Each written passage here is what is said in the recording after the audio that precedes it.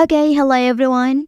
Here I want to provide a tutorial on how to check notification sound on Infinix GT20 Pro 5G device.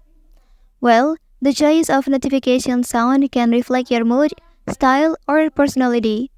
Changing the notification sound to a tone that matches your preferences or current mood can add a personal touch to your device and create a more enjoyable notifications experience.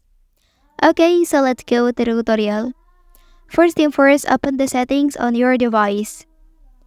Okay, so here, look for the sound and vibration option.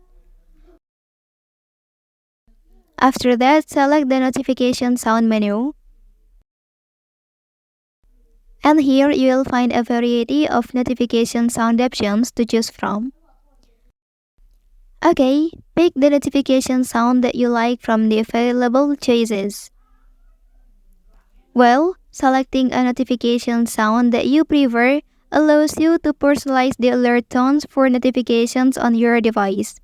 This customization helps you identify and differentiate between various notifications based on the sound they produce.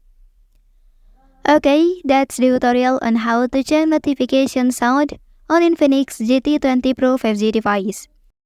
If you are helped by this video, don't forget to like and subscribe to get other information from this channel. Thank you.